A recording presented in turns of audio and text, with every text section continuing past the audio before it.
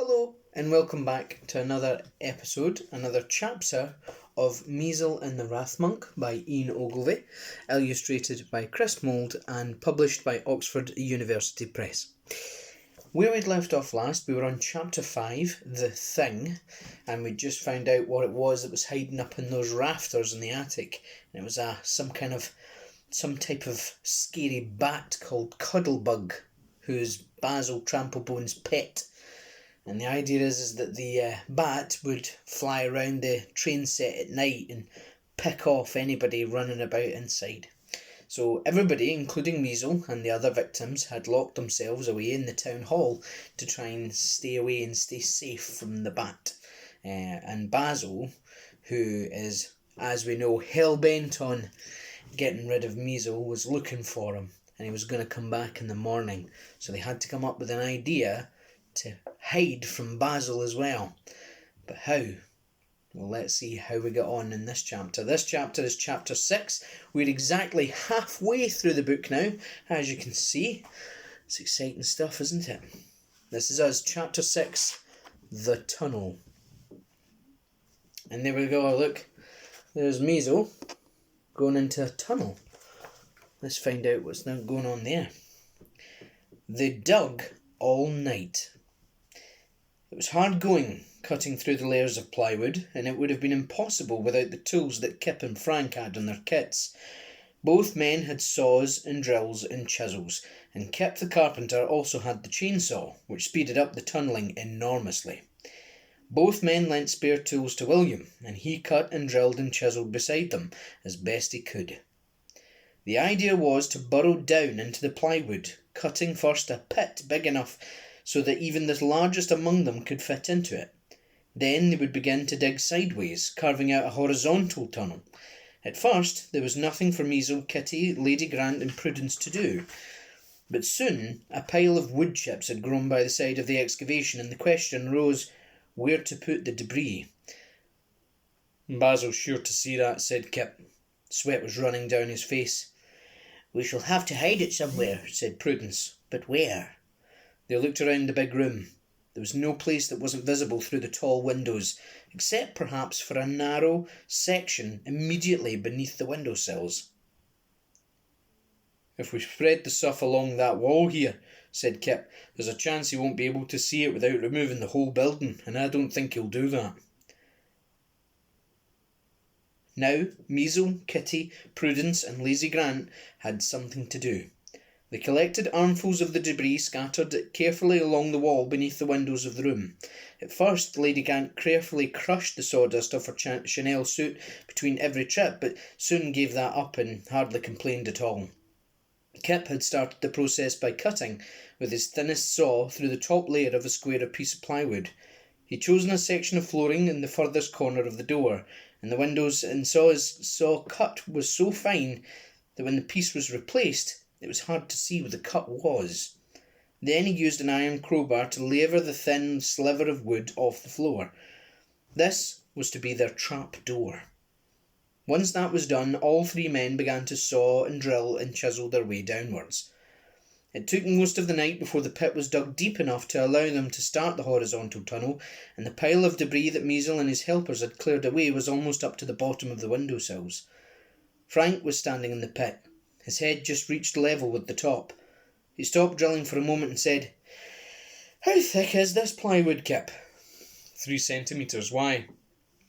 "Well, if I were 2 centimetres tall, most of us anyway, and that means there's only a centimetre left under our feet. Seems to me that it might be an idea to keep going until we break through." "Break through?" said William, doubtfully. We could all fall to nasty sticky deaths." Frank shook his head. "Not if we're careful. My idea is this. If we could cut a small hole down at the bottom of this pit and make sure it wasn't so big that somebody could fall through, then we'd have a way of disposing of the rest of this debris." "I think you've got something there," said Kip. "We're so far from the ground that this stuff is sure to disperse on the way down, and I don't think it would form much of a heap. So Basil might not notice anything." They attacked the wood and 20 minutes later Kip said, "Hold it, we're there." He sent the other 2 men out of the pit, and then carefully he chiselled out a small hole. Looking down through the hole made him dizzy. The floor of the attic seemed hundreds, even thousands of metres beneath him. He gathered some wood and chips and dropped them through the small opening, watching them drift down through the still air and noticing with satisfaction that they scattered over the distant floor below, so as to be almost unnoticeable. "Well, it works," he called, and everybody clustered round the top of the tunnel to look down at the hole. "Now, we can start work on the tunnel. We'll make regular holes in the bottom, just like this one, and that way we can get rid of the chips and get breathing air at the same time. Come on, everybody back to work." Sometime during the early hours of the morning, Measle heard the crack, crack, crack of the giant bat's wings as it flew overhead. "It's come back from hunting," said Prudence. "Back from where?" "From out the outside. It checks out the attic and eats anything that moves first. That's why there aren't any insects up here. And then it flies out through the broken window and comes back shortly before dawn." Prudence looked at her watch. "Yeah, it's 5 o'clock in the morning. It'll be light soon." "Where is it now?" asked Measle nervously. "Back in its roost, up in the rafters. It'll sleep until night comes again." Prudence went on to the pit and called down into it, "It's almost dawn, boys. How are you doing?" William popped his head out of the tunnel.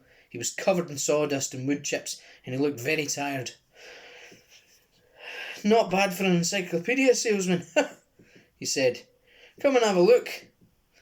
Measle went first, dropping down into the pit. William moved to one side and Measle peered into the tunnel. He could see Kip and Frank at the far end, still chipping and drilling and sawing at the wooden surface. The tunnel was about 7 centimetres long, which was more than enough room for all of them.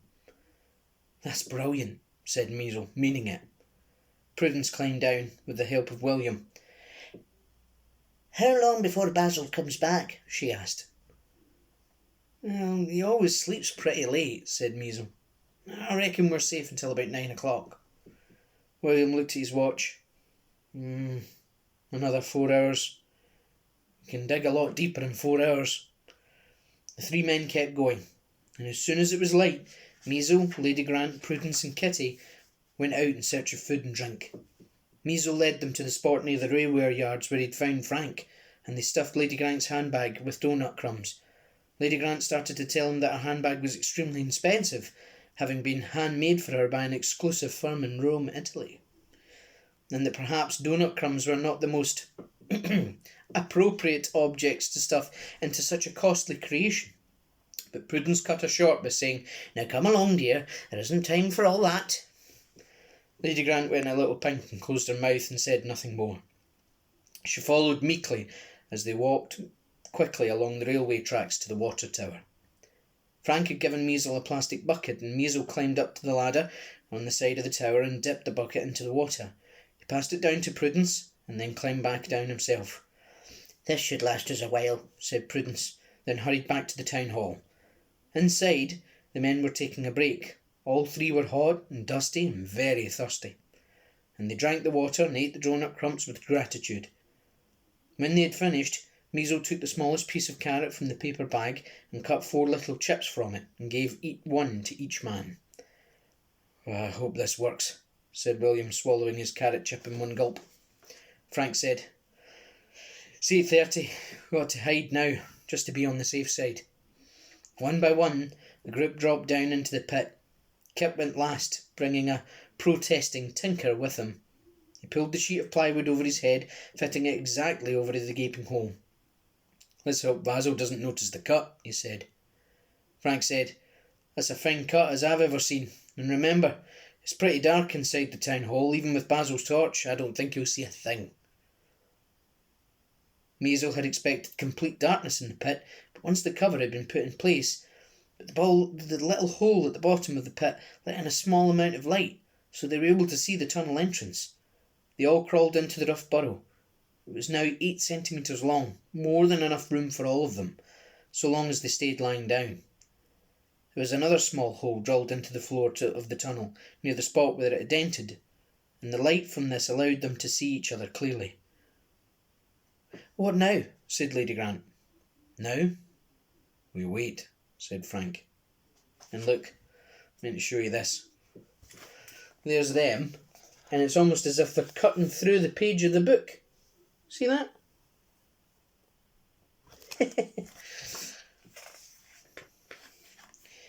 They didn't have to wait long. Soon they heard Basil's heavy tread coming up the attic stairs, then the crack of the attic door, then Basil's booming voice, muffled now by the centimetre of plywood over their heads. "Good morning, Measle. I trust you slept well. I have my tweezers, dear boy. Once I've replaced my special little victims, I shall come looking for you. And when I find you, I shall turn you into something even more unpleasant than what you are now. A dirty, disobedient little creature. An insect, perhaps. Yes, a nasty, dirty insect." Measle shivered and Prudence put her arm around his shoulders. "Don't listen to him," she whispered. "He won't do anything to you. We shan't let him." Measle didn't see how they could stop Basil doing whatever he wanted, but it was kind of Prudence to pretend that they could. He remembered something that she'd said the day before. A tiny seed of an idea began to germinate in his brain. He kept quiet, because the idea wasn't fully formed yet in his mind. The roar shook the tunnel. "What is this? What is going on? Where are they all?" The roar became a low rumble of rage, but through the anger in Basil's voice, Measle thought he detected a slight tone of uneasiness, as though Basil, for the first time in his mad and evil life, had met with something he couldn't understand. "Oh, Measle, you wicked, wicked boy! What have you done with my little plastic victims? Where have you put them, eh? And why? Well, we shall find them. Make no mistake about that. They can't have gone far now, can they? Not with legs as stiff as theirs. And neither can you. And when I find you, oh yes, definitely an insect. A cockroach, perhaps." They heard Basil moving slowly round the great table. Sometimes the wood that surrounded them creaked as Basil lent his great weight on it, and once their tunnel shook as though in an earthquake, and Basil bumped the edge of the table with his hip. Then they heard the thump of his footsteps returning. "Very clever, Measle. Most ingenious, I confess. I've looked everywhere, and my victims are nowhere to be seen. Not on the table, not on the floor. So what have you done with them, and all by yourself, too? Most impressive, Measle. And now I am very angry indeed. And why do you know what I do when I am very angry indeed? I don't get hot, like most angry people do. No. I get very, very cold. As cold as ice. Like this." Measle shivered again, but this time not from the fear. There was an icy chill coming up through the hole in the tunnel floor. He looked at the others, huddled in the dim light, and saw that their breath was coming out of their mouths in clouds of steam. "What's happening?" whispered Lady Grant. "It's Basil," said Prudence, her teeth beginning to chatter. "He's making it cold." "We can't survive this long," said Frank, bundling his blue coat round him. "We'll freeze to death." Kip said, "If it's this cold in here, it's a lot colder out there. Wood is a great insulator." Well, I don't feel very insulated, said William. My bones are beginning to ache. Tinker whined softly. He could feel a film of ice forming on his wet nose. And that was no good at all. How was he expected to smell anything with a rotten grey iceberg on his snout? He shuffled round and pushed his nose against Measle's jacket. Ah, that's better. Now his toes were beginning to freeze. He tucked his stumpy legs under his body and huddled closer to the smelly kid. Measle could feel little Kitty shivering next to him, and he wondered if her tears would turn to ice. Then, a moment later, the cold began to decrease. The icy wind whistling up through the hole began to slacken off, and soon the temperature was back to normal. Then Basil's voice boomed out again. "Cold enough for you, was it, Measle? Well, tomorrow it will be much colder. That was just a taste of what's to come, Measle. Tomorrow it will be 10 times colder, and for much, much longer. At the end you'll be frozen solid like an ice cube. And that means you'll be dead, Measle. Unless, of course, I find all my little victims back where they belong. Then I won't freeze you solid, Measle. No, I'll just turn you into a nasty little cockroach, and you can scuttle about the tabletop for as long as you like. Or at least for as long as Cuddlebug will let you. Which will it be, Measle? Death by freezing, or life as a cockroach? I know which one I would choose. You know, there's a saying, Measle. When there's life, there's hope. Choose wisely, Measle. So, until tomorrow, Measle. There was the familiar thump, thump, thump as Basil moved away to the attic door. A creak, and then the sound of the door closing, followed by the thump, thump, thump as Basil descended the attic stairs. For a long time, everybody sat in silence. Then Measle said, "I'm sorry." "What for?" said Prudence. "About all of this. About putting you all in danger."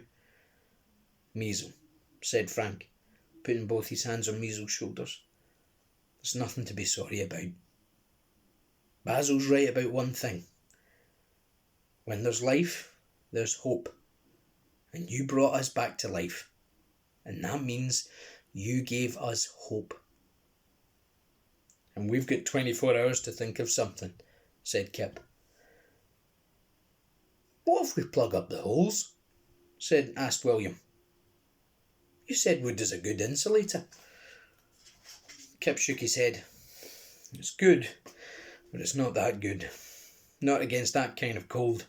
And remember, this plywood's only 3 centimetres thick, and we've tunnelled a lot of that thickness away. Now there's less of a centimetre above and below us. It won't hold the cold away for long."